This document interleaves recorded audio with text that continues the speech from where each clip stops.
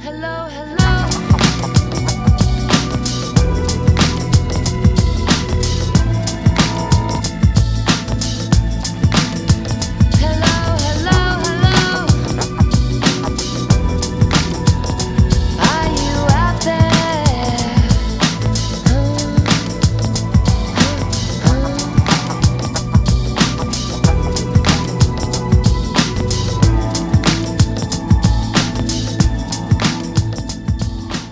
May I introduce our co-editors for this edition of the Longines Chronoscope?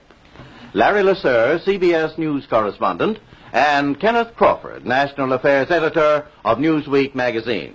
Our very distinguished guest for this evening is Admiral Richard E. Byrd. The North Pole used to be a no-man's land, but these are the days when, by buying a ticket on a commercial airliner, you can fly across the North Pole and drink a cocktail at the same time.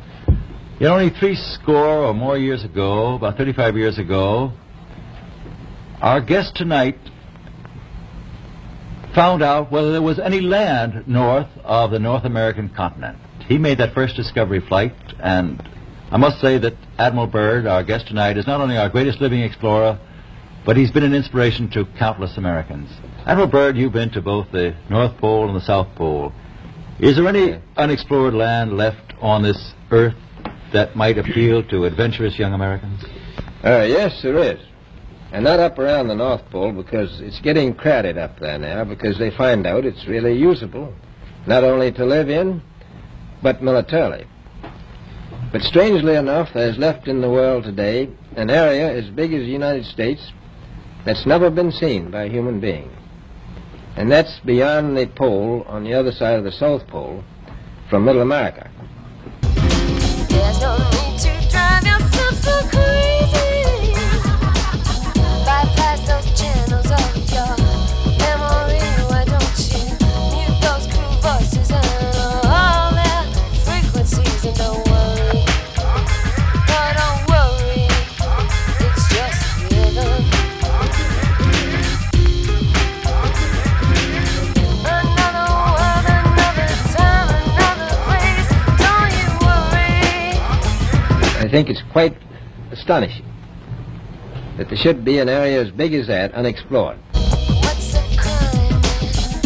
Caught in space when nothing yet everything is always a race. Now what's your hurry?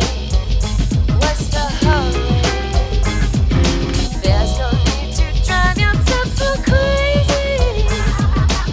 Solar reaction ruptures the skin and then the sky above you says war is caving in. Don't I can understand, I think everybody can, the interest in the North Pole because it's so near our greatest challenger, Soviet Russia. But why this interest in the bottom of the world? Nobody living down there, is there?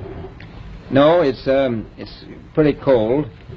There's only one permanent resident, that's the emperor penguin. The little ones live further north.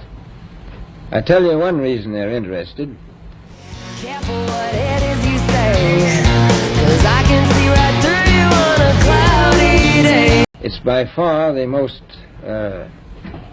valuable, important place left in the world for science.